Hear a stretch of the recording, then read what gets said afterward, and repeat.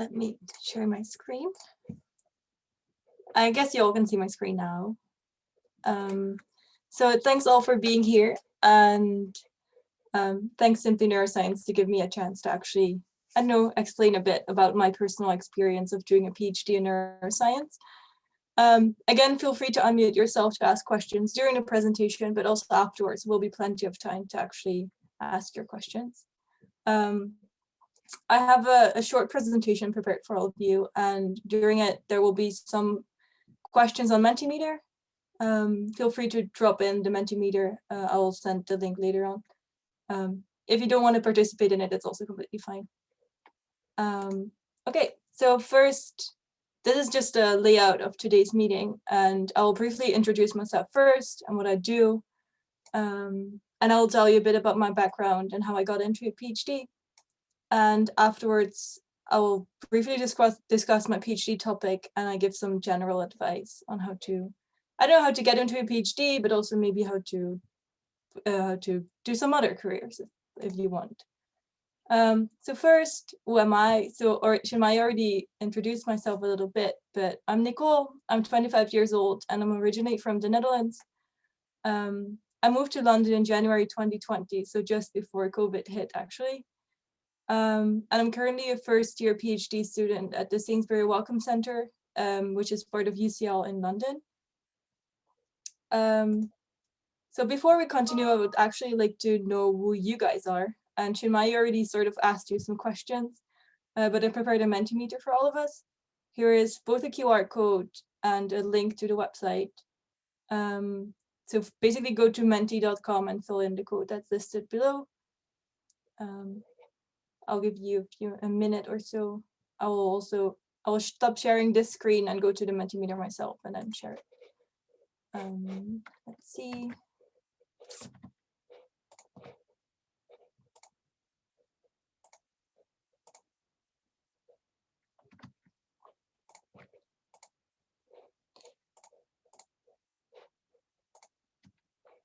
Okay, I guess you can see the screen now.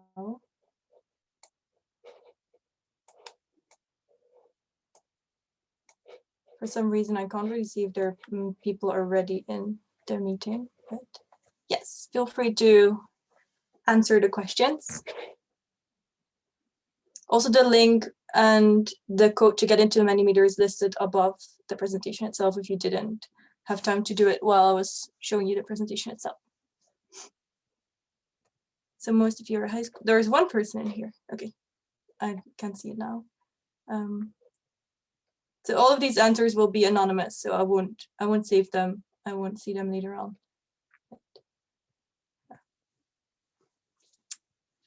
Something else. If you would like to tell us what the something else means, go ahead and unmute. If you don't want to, that's also completely fine.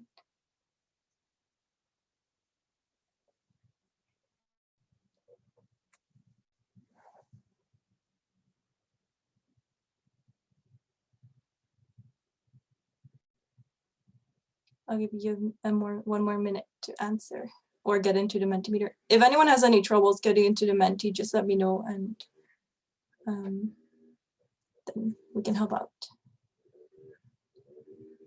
Most of you are in university. Okay, so I guess the whole link will stay on the slide itself. So if you ever want to join later on, just feel free to rejoin the whole Mentimeter. Okay, most of you are in university right now. Oh, next.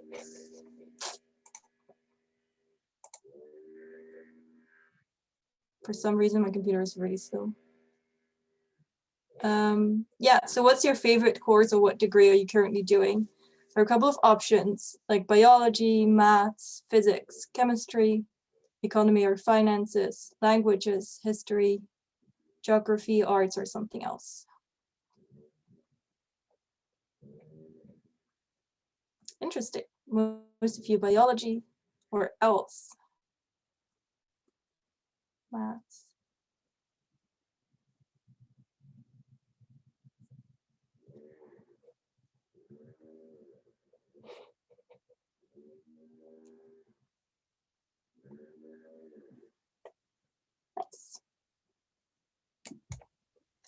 the next question is basically what comes to mind when you think of neuroscience? So you can put in a couple of words that you associate with neuroscience and it will pop up on the screen here. So we get a word web of all of our thoughts.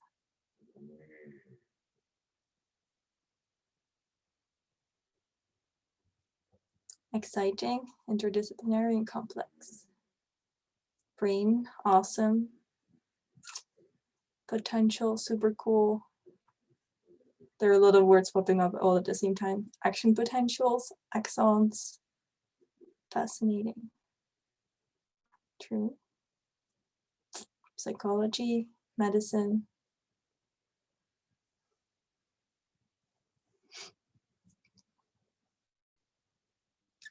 Most of you put in brain, which makes sense, I guess. All of you think it's complex. Brain and mind, nervous system and neurons, cognition. Dementia, true. Nervous system. Thanks for adding these in. I'll continue with the next question and misunderstood. Interesting. If we would ever, like later on, we can have discussions about these. I would love to know what the person who put in misunderstood meant in this question. So do you know what a PhD is? I wasn't sure if everyone would know because when I started university, I'd never heard of a PhD. So I can imagine some people might not know. Maybe some yeses. Most of you seem to know. Interesting.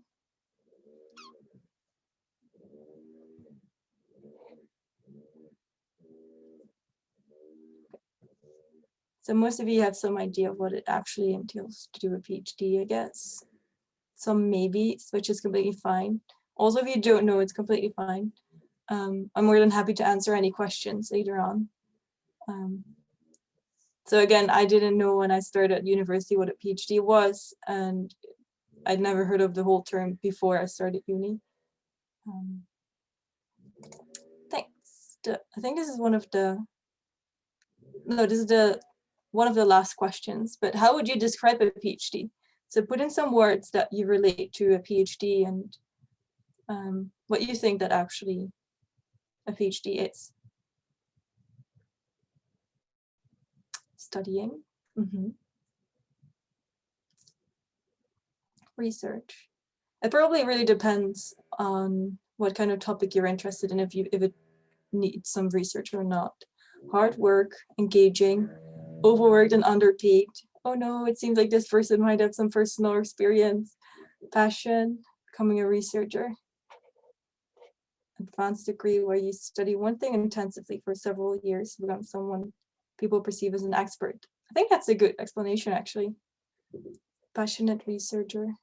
We have freedom to explore the area fully. True. Hard work for little pay. Mix between a job and study. Work out a solution to a particular problem or statement. That's true. Truly specialize in your interests and passions. Yeah. Study a specific topic and gain expertise. Yeah, I think it sort of describes what a PhD is in some general terms. I hope this person who said overworked and underpaid doesn't have too much trouble.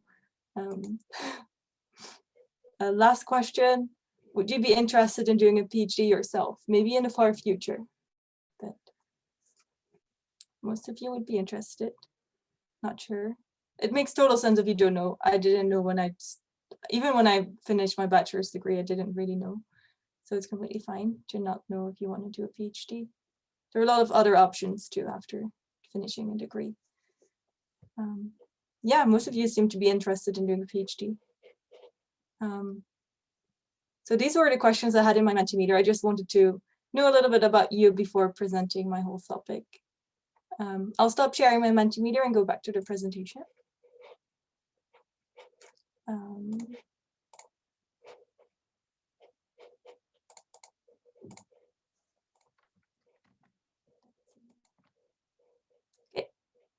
So thanks all for participating in the Mentimeter. Now at least I know sort of who I'm talking to instead of just talking to some black screens, I guess. So how did I actually get into a PhD? So as an undergraduate, I actually studied Biomedical Sciences in Amsterdam.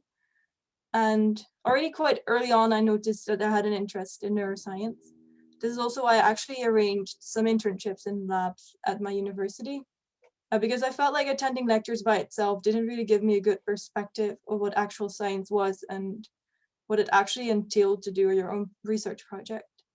So I was actually quite lucky to find some professors who were willing to supervise me during these projects. And afterwards, I did a master's in both brain and cognitive sciences. Next. Yeah, this was part of my undergraduate degree. I think you guys can see my cursor, right? Or you can't? Yes, okay. And here on the right is my graduate degree, which is basically a brain and cognitive sciences master's and a master's in neuroscience. And doing all of these internships, because there are some internships listed in this timeline, I actually got a broad perspective of many different techniques that can be used in neuroscience. And one of my last internships was actually at the Sainsbury Wellcome Centre, where I'm currently doing my PhD. So why did I actually want to do a PhD, and why did I want to do it in neuroscience specifically? So my main drive to do a PhD were actually my curiosity and my interest in knowing how something works in detail. So I really enjoyed all of my internships actually and doing these experiments. I also think during a PhD, this is actually one of the chances to have a lot of freedom to explore topics you're interested in, and also to, I don't know, we know so little about the brain and there's so much more to learn, so we can basically, yeah, we can basically do experiments to figure out how the brain works and get more insight in that. Why specifically neuroscience? I actually never really doubted about a topic for a PhD because neuroscience actually already appealed to me at first because of its interdisciplinary field, just as listed already before in this WordWeb during Mentimeter, its complexity, which you guys also mentioned. And I think it was just in line with all of the interests I had in knowing how the brain works. But I can imagine for several others, it might be challenging to figure out why you want to do, in what field you want to do a PhD.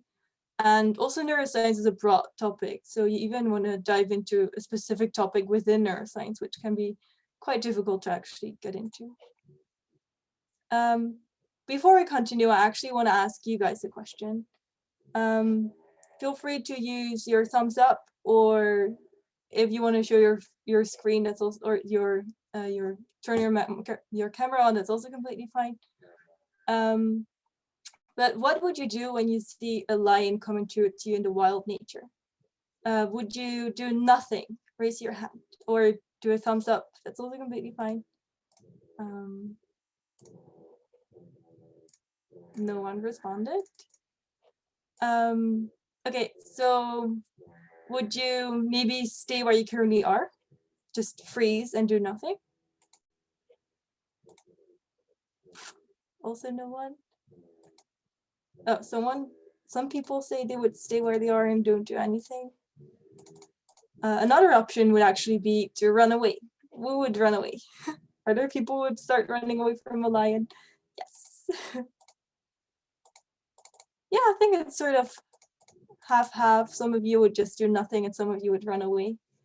But instead of being in the wild nature, when you see a lion in the nature or in the zoo, you know it's actually safe and you probably don't run away. You would just stay where you are and just maybe look at its behavior and don't be scared of it, at least, or at least not as scared as it would be in the wild nature, I guess. So the same image of this exact same lion can basically result in two different responses depending on the context where you see it in. So on one hand, you would maybe run away or freeze, and on the other hand, you would basically do nothing and you would feel safe. So just like in humans, mammals have to flexibly respond to these changes in their environment, depending on the circumstances they're in and their prior knowledge. So this is actually also part of my PhD. And my PhD project is actually explained as, or described as, the role of the VLGN during flexible control of defensive behavior in mice.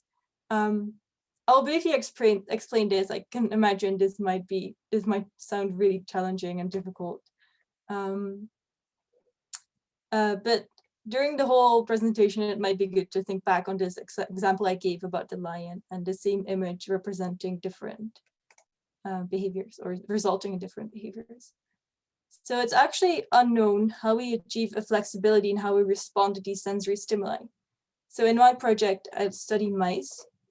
They're listed here on the right. They look quite cute, actually. But these mice can also respond to the same image. So to this lion that they see in nature or in wherever, they can respond by either freezing. If you see a mouse freeze, it basically, if you look at it, and you would basically imagine the camera just froze. But they actually freeze and stay still for a couple of seconds, sometimes even a minute. They can fight, which they probably won't do to a lion because the lion's just too big and it's too dangerous for them to actually fight the lion, or they can escape.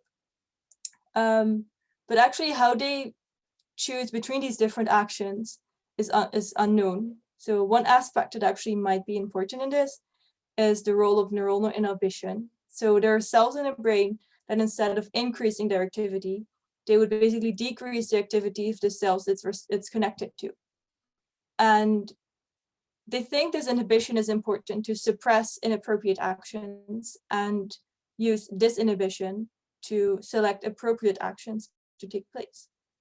One region that actually contains a lot of these inhibitory neurons is the VLGN, which is a really small brain area in the center of the brain.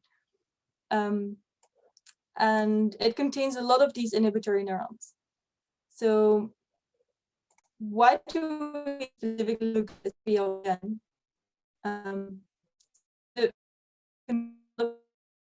So it could basically be used to suppress these actions that we don't want to do, and by disinhibition, select the right actions.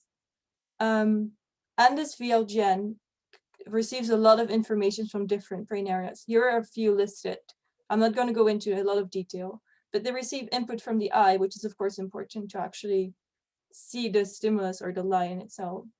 And then it integrates this information throughout the brain. During my PhD, I actually look into this VLGN specifically and see how the inhibitory neurons in this brain region control these defensive behaviors I've just discussed.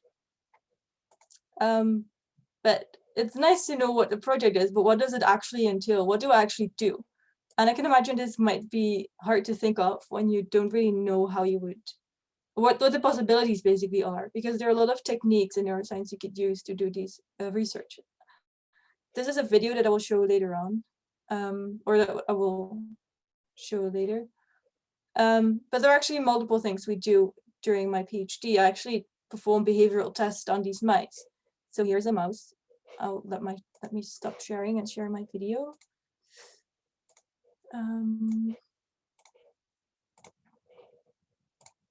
Okay, I guess you can see the video now. So here you see a mouse that's just walking around in an arena, and it's connected with these wires, and these wires don't, the animal can walk around freely. We don't really do anything to it. It can just walk around and choose its own path to walk. Then there is a danger zone here on the left, in which we show a looming stimulus. And this stimulus basically represents an aerial predator that comes closer to the animal. And in response to this stimulus, the mouse runs back to its shelter. So here on the right, there's a shelter, and this is basically the safe space of the animal. So it chooses to run back to the shelter as a response to this looming stimulus. I hope the video was not clear, and if not, I can always show it later on again. Okay.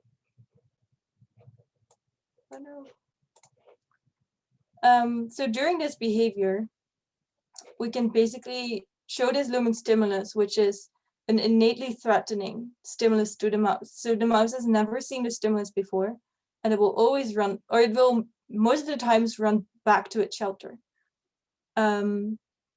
Because in their opinion, or in their experience, it mimics or represents one of these approaching predators. During this behavior, we can basically manipulate neuronal activity or record neuronal activity, and then in my project, it will basically be recording in VLGN.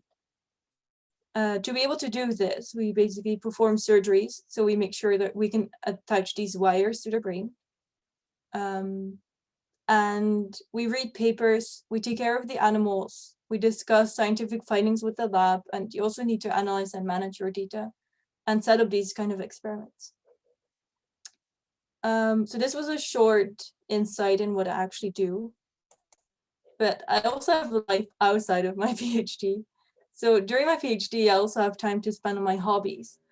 Some not during COVID times, but yeah, going to concerts, do some photography, reading, exercising, cooking, or traveling and hiking. So PhD it's not the only thing you do. You can also do some things outside of your PhD and enjoy what you like to do. Then as one of the last bits, I actually wanted to give some advice about maybe your next steps, not necessarily only if you want to do a PhD, but also if you want to go into other career paths. Because I think it's actually important to talk to a lot of people and ask for their advice. Especially maybe more senior people who have supervised, you can give the good personal advice. They know how you work and they know what you're capable of. Also, don't be afraid to ask questions. Just get in touch with people. Also, people, if you don't know them, just send them a message. And either they'll reply, and some might not, but just send them some reminders if they don't reply soon enough. And also, if you would be interested in the same thing as I did, just do internships to actually know what a project is or what you actually do in research. Just try to send professors an email and just, I don't know, maybe they also have a project they might wanna do, but they don't have time to do it, and you could actually help them out. Another advice would be just be curious. My curiosity and motivation actually led me to where I'm now, and just being motivated and just asking others what they actually do in research. If you're applying for a PhD program over a specific PhD, make sure you actually explain why this project would be best for you, why this program is interesting to you. And they actually also like to hear why they are so great and why you think it would be a great fit for them. Ask some other people to read or check your applications. And on the other hand, it's really important to make connections. I know it can be quite challenging and stressful, or I don't know, it's not the easiest thing to do, but by making connections, people can help you and they know you a little bit. In my opinion, Twitter is a great way to connect, also to keep on top of your papers and know what currently is what other people are currently doing actually. If you decide to reach out to a specific lab by either asking them directly or sending them an email, make sure you actually personalize your email. Tell them why you're interested in a specific topic, what you've read. So tell them which articles you've read and why you thought their specific lab was interesting to you. And maybe ask some questions. Then they also know how you think of their project and what you might be interested in doing in their lab. This was actually all I had prepared for today. Then all of the rest of the time will basically be to ask questions that you might have, or maybe go back to some slides and get into more detail, but that's all up to you. I'll stop sharing. Sorry, go ahead. I just wanted to say thank you so much. And everyone, if you could join us in giving Ms. Vissers a very lovely round of virtual or physical applause. Really thankful for your time today. Yay.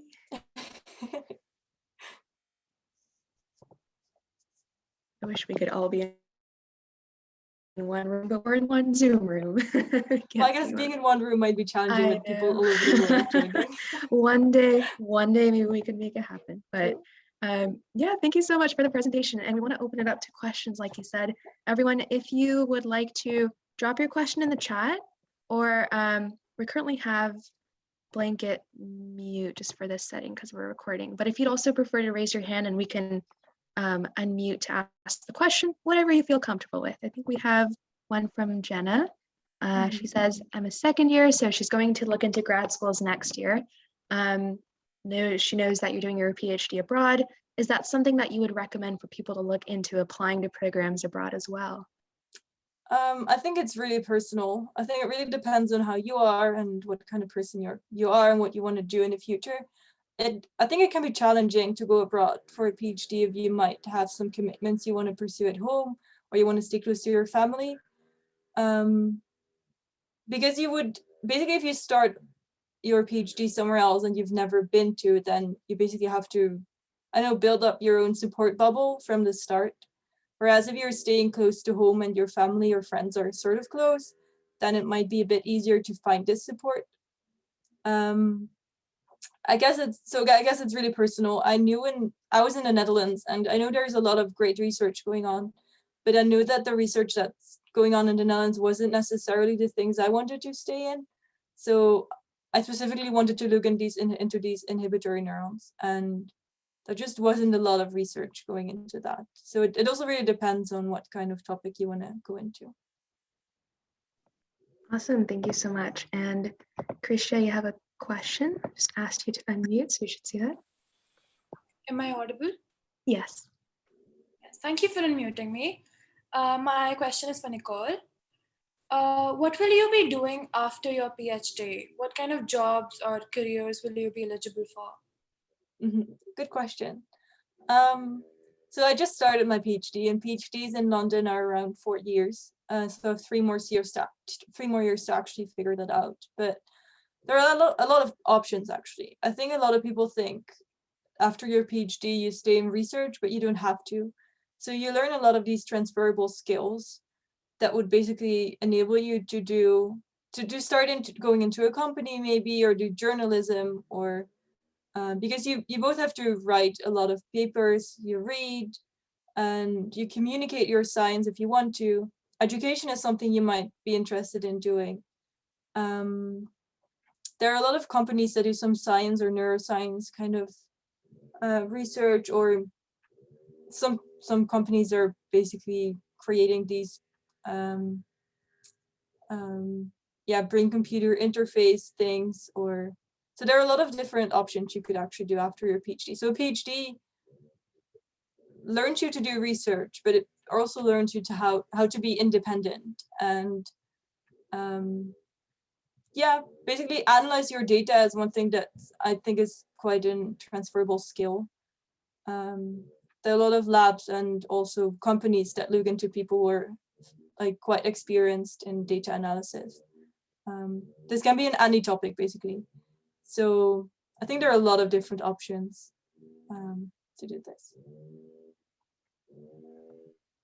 Awesome, thank you so much for the question, Christian. Thank you, Ms. Vissers. Kind of going into the realm of even thinking about gathering broader experience while doing your PhD, Ruthie has a question about how can you kind of look for and pursue those maybe shorter term summer or 1 year long internship opportunities while in the middle of your PhD program?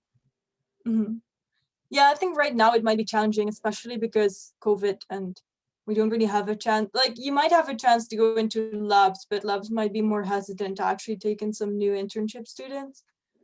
I'm really sorry for the noise, by the way. Hope you don't get bothered to it too much.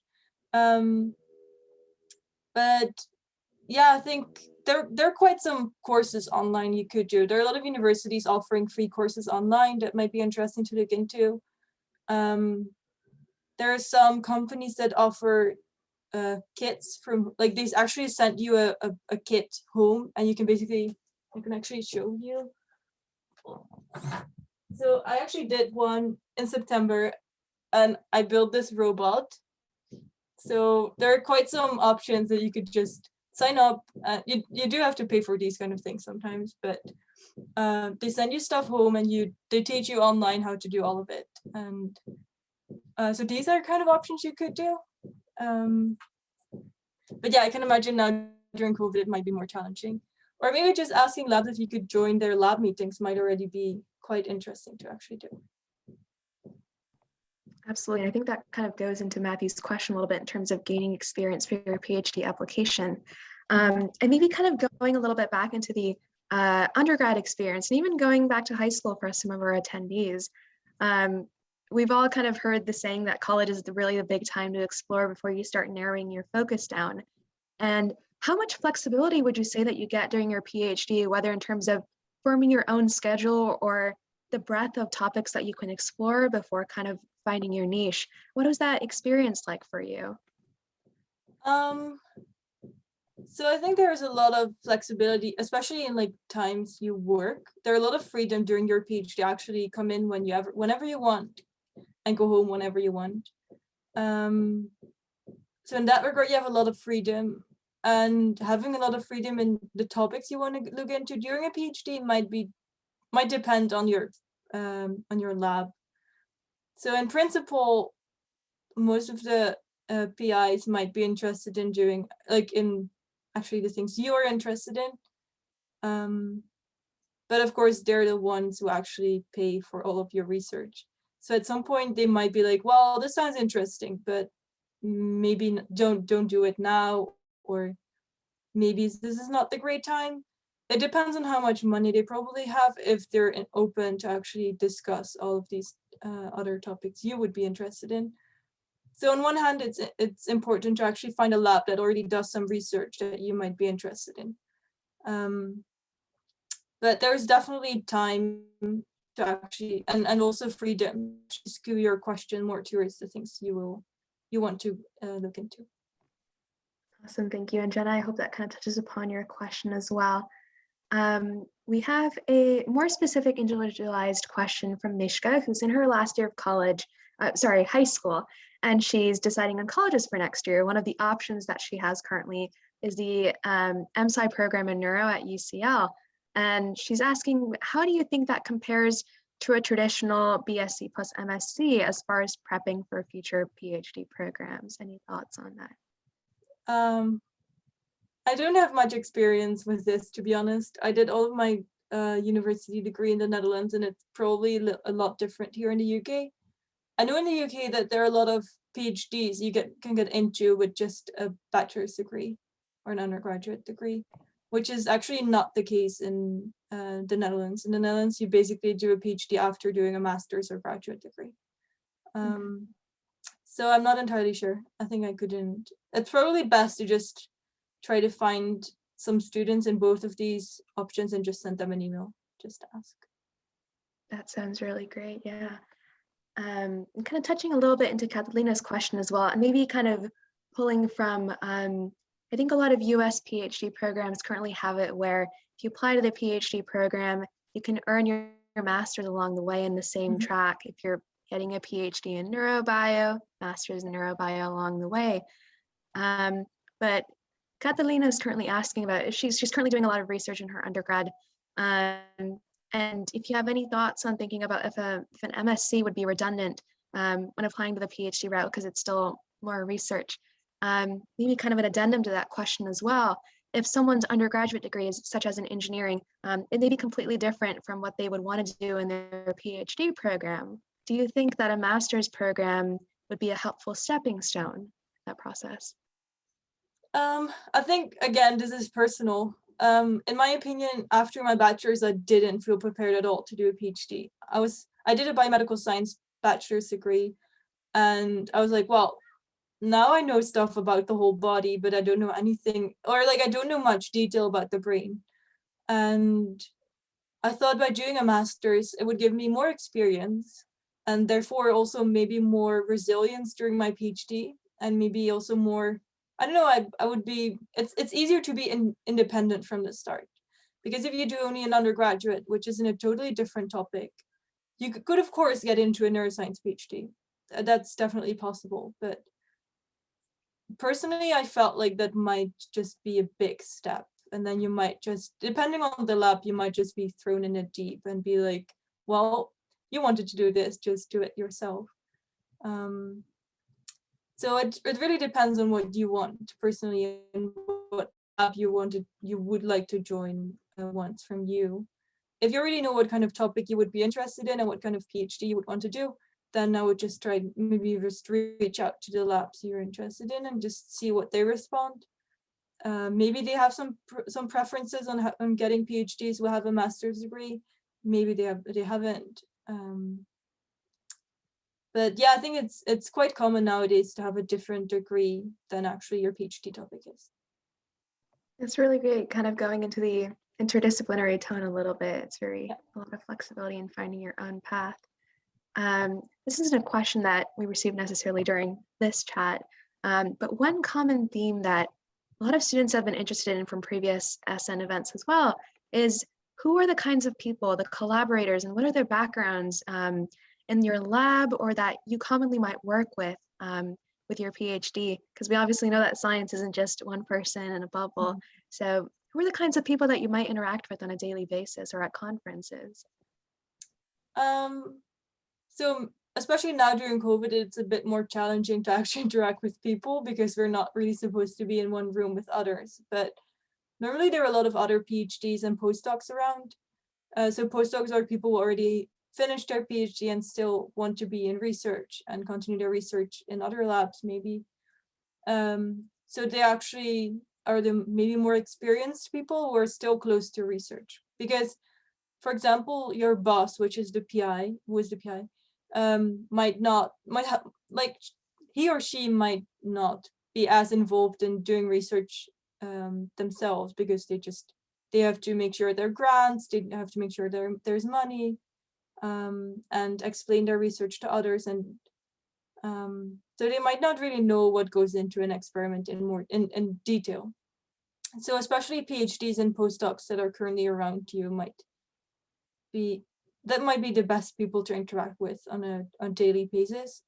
Then in the lab that I'm currently in, we also have a lot of people who actually make sure we have all of the appliances we need for experiments. So there are also people who take care of the animals that we have to interact with. And there are people who order all of our stuff that we might need for both surgeries or for the experiments.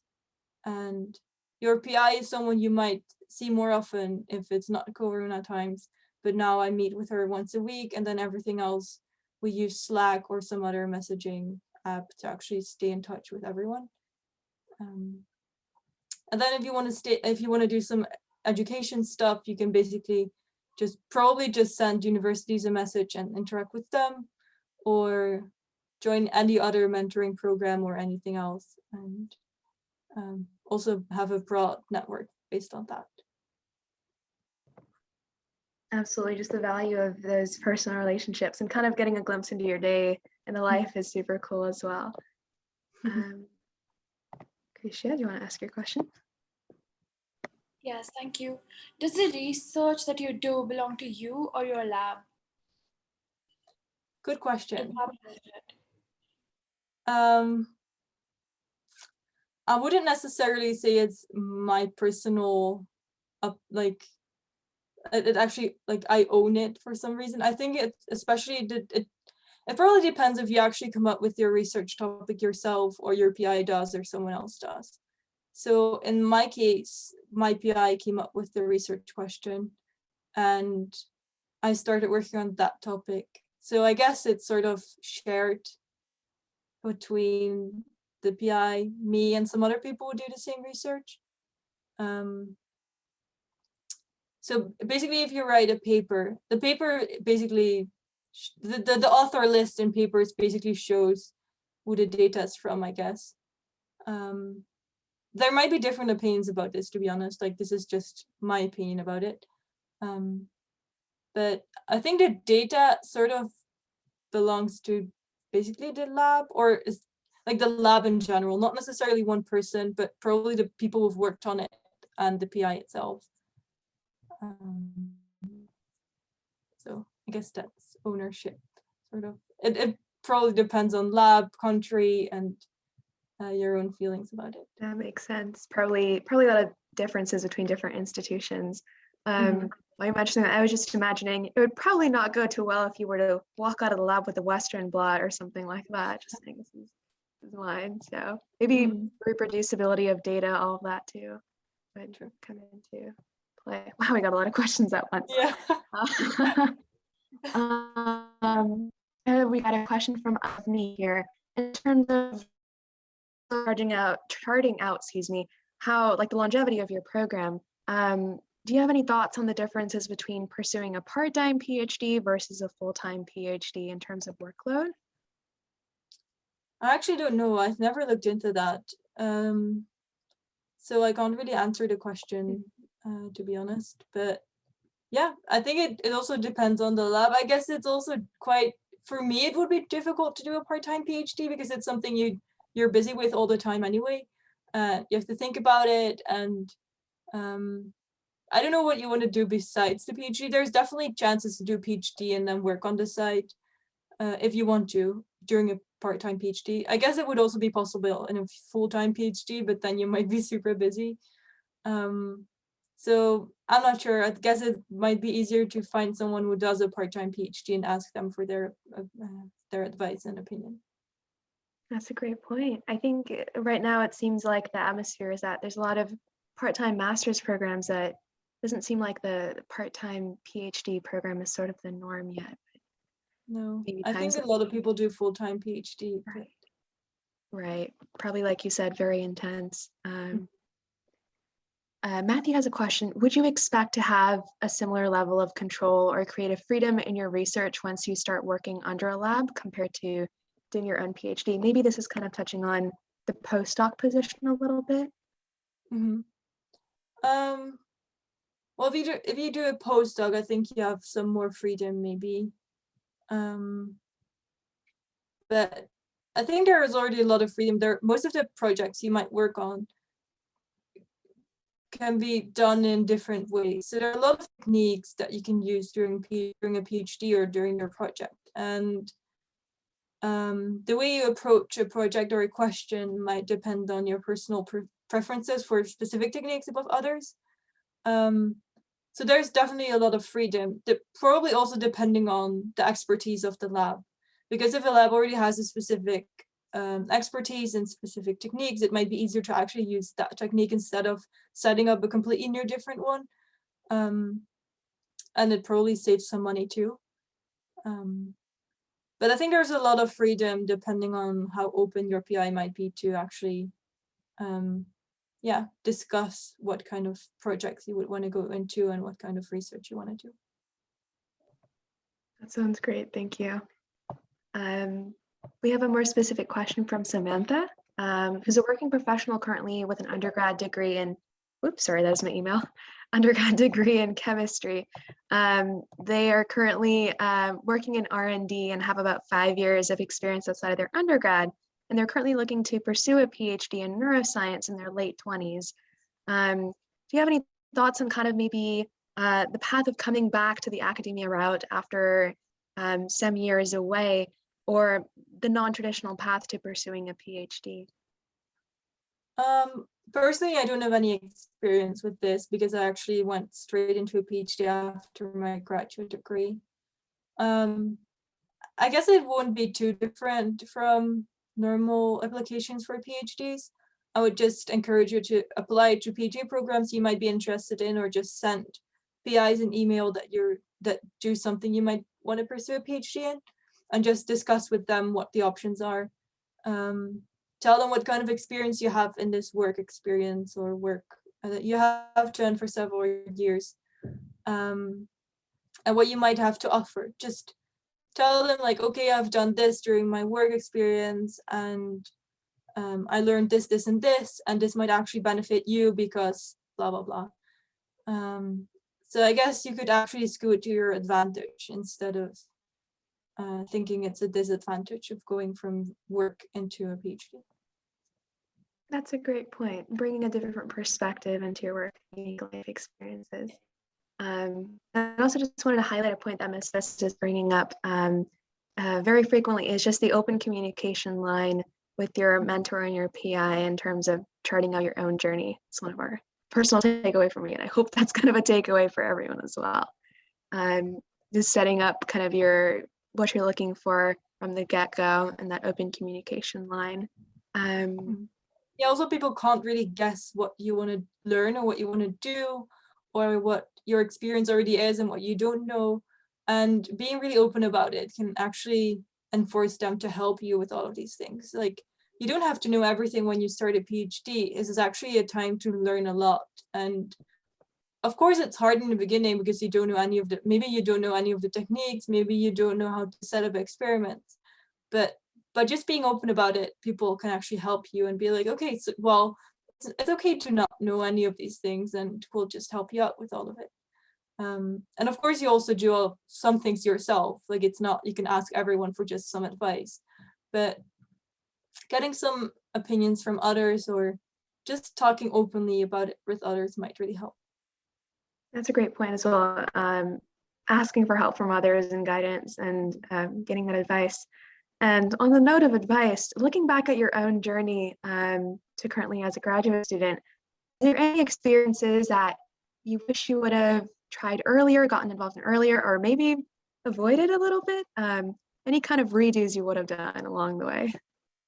Good question. I'm not entirely sure. I think actually I wanted to study medicine at first, and it's quite competitive to get into medicine, I guess, in most countries. And I didn't get in, and then I applied for Biomedical Sciences, and in the end, I'm really happy with the way it turned out. And I actually think I'm way happier now than I would have been if I would study medicine. So that's something I'm actually quite happy for, and it just, I don't know, I didn't really anticipate it, but it just happened. The thing I'm really glad for that I actually did was reaching out to professors. Just be curious. And although in the beginning I didn't want to ask any questions, I was super shy. I was the first person in my whole family going to university. And I thought, well, all these other people around me must be way smarter than I am, which is the wrong take. Like, people might seem smarter than you are, but they might not be. And everyone has their own expertise and knowledge that they might want to share. So I think being curious and just walking up to a professor that did research that I'm interested in really helped me. And he offered me a project for a month, and I actually helped in the lab, interacting with PhDs, postdocs, and being really involved in research. And I think that really helped me to actually figure out what I was mostly interested in. And I didn't really like think about it before I sent them an email. Like, I didn't know what to expect. I was like, well, just give it a try and we'll see what he answers. And in this case, I was lucky. I can imagine some professors might not be as willing to take in an undergraduate student. But labs always have these small side projects that they might be interested in, but don't have time to actually do it. And yeah, by just reaching out to them, they can give you all of these tasks, and then you can actually do what they were interested in, and there might be some really interesting data coming out of it. Some things I'm not as happy with, I'm not entirely sure. I think I also really planned my internships quite well in picking different techniques and getting into different topics to actually figure out what I'm interested in. I think I might have, if I would do it again, I would maybe do some more data analysis, maybe some more programming skills along the way. I actually did some of them, but yeah, I think that would really help. So having some more programming skills would really help during a PhD in neuroscience. It seems like the data and computational analytical side is really becoming the future. Yep, I think so too. Well, it depends on the topic within neuroscience, I guess, but yeah, I think it's quite important. Would never be harmful, would only be helpful. Yeah, exactly. You're right. On the topic of reaching out to professors for those even mini shadowing or entry-level research opportunities, and beyond also looking into PhD programs, Natalia asks, do you recommend first starting with the broader department and then looking into labs within there to reach out to before applying? Or do you recommend kind of going the opposite direction and finding individual researchers within the university that have similar interests? I think if you would send an email to a department, or like if you would look for these, or this is before applying for a PhD, I guess, right? or for a mini, if you would apply for a mini shadowing or internship kind of thing, I would suggest reaching out to individual researchers. Because if you send an email to a department or a full program, they will probably not respond. Or they might come back to you with like, oh, we don't actually offer this, or maybe like, oh, well, we have this project and you might not be interested in a specific project. And then turning down a project might be quite hard, depending on how you are as a person, I guess. If you're applying for a PhD, I think it's also better to stay in touch with the researchers you want to work with. So then these people individually know who you are, and they probably remember you instead of, if you send an email to like a program specifically or a department, they might not actually remember you when you reach out to them again. And then you at least talk to people that have similar interests and that might do something you will be interested in pursuing in the future. Great, yeah, thank you. That makes a lot of sense. And I think going back to one of your slides about really being individual and specialized and specific about why you're reaching out to XYZ person or program could make a big difference in that response that comes back.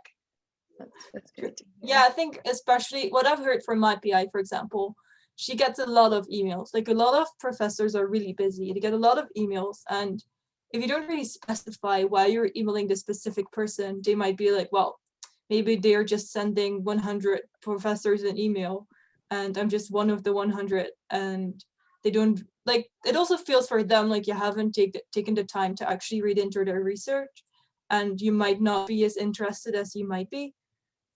So really personalize your email and be like, okay, I've seen this and this, or I actually found out what kind of research you're doing because of maybe you've seen some research paper or something else, or you've heard about them during a lecture. Just being really specific, and then even though you might think the questions are too easy, just ask the questions you have, and they might already see that you're thinking about it. And I don't know, get some ideas of how you think about science in general. Absolutely. Yeah, I think kind of one of perceptions that a lot of undergrads and high school students already just have is that you have to have a very, very clear-cut idea of what you want to do when you're reaching out to someone. But we kind of understand that you may not need to be an expert in what you want to understand or want to explore, but just be very specific in thinking about what kind of questions that are you confused about, that you want to ask about, rather than being like, teach me everything you know. They also know that if you're an undergraduate and emailing them, they also know you don't have the expertise they have, right? Like they've been in the same field for such a long time, and it's totally okay not knowing any of the papers or any of the details they're doing. And by reaching out to them, you actually tell them like, okay, I'm willing to learn more about what you're doing. I don't know anything about it yet, but this is what I do know. This is what I wonder about. And then you can start having these discussions about discussing possibilities and doing all of these things you might want to learn. Absolutely. Just have that passion for always wanting to go one step and ask further questions. Yeah, that sounds great. See, going back to the chat, we have so many really great questions. I'll make sure touching upon all aspects. I think going a little bit back higher. Oh, Ms. Vissers, also, do you need to head out at any point? We don't want to keep you if you need to. No, I'm actually meeting one of my APAB mentor kids later after this, but it's completely fine to go on for a little bit more. Great, yeah, just wrapping up any few other questions next few minutes. Catalina had a question a little bit earlier about different components of the application.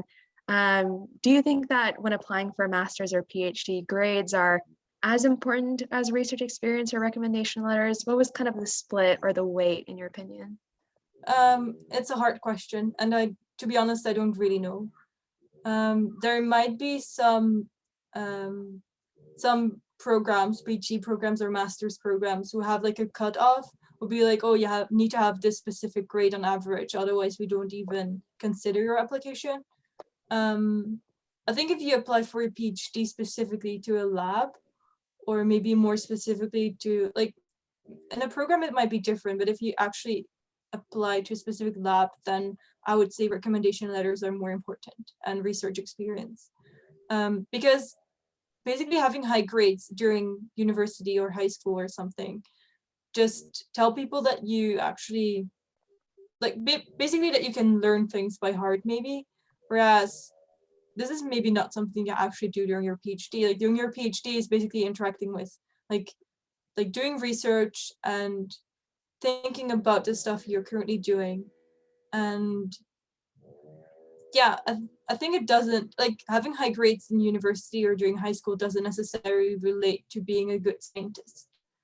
And especially having recommendation letters from people that are quite known in the field or that other people might know is quite important, because they, like if you ask a PI for a recommendation letter or a professor, they might also just, they might know the people you're applying to.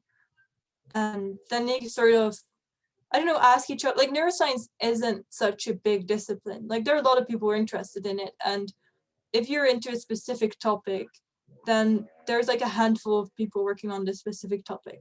So professors know each other and might just reach out and be like, hey, I got this application from this and this student. Could you maybe tell a bit more about him or her? So for applying for PhDs, I guess recommendation letters and research experience is more important than actual grades. Right, about building your well-rounded portfolio and showing that you would be able to succeed because you have those experiences. I know it probably does vary like institution to institution, like you said, once again. I know that it seems like a lot more programs are becoming test optional, with like the GRE in the States is becoming test optional. A lot of places are for individual PIs. So everything seems like it's in flux, changing. Yeah. Great.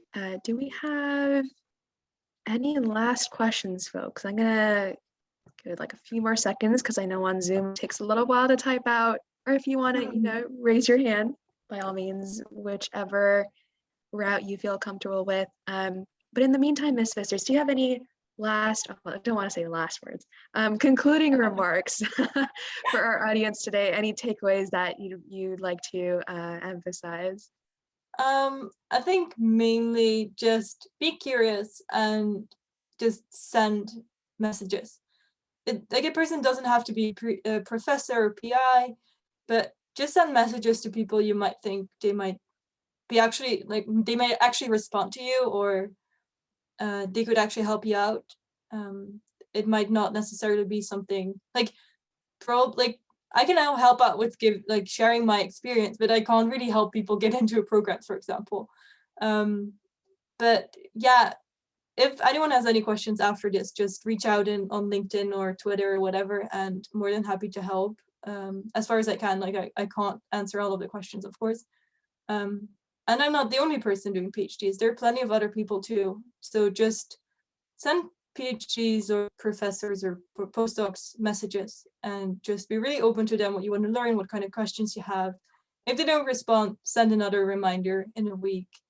And some people might respond to you and might actually be really helpful and might actually help you further in your career.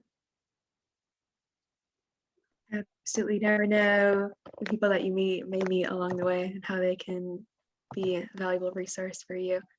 Exactly. Great. It looks like we have no other questions. Oh, Ms. Vissers, do you mind dropping or maybe sharing the last slide of your presentation with your contact details? Thank you, Ivana was asking. Here is it again. Here we go. I can also just type into the chat very quickly. Yeah, of course. ac.uk. And thanks again to everyone for the great questions. It's great to have participation during the Mentimeter and during the discussion.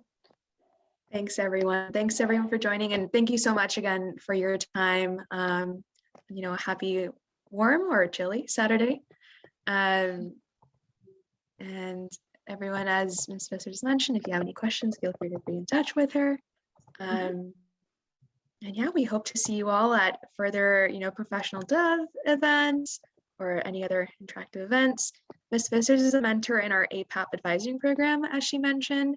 So if you're looking for a mentor while you're looking, to graduate admissions and things like that, if we can be of help, feel free to shoot us an email at advisingprogram@simplyneuroscience.org.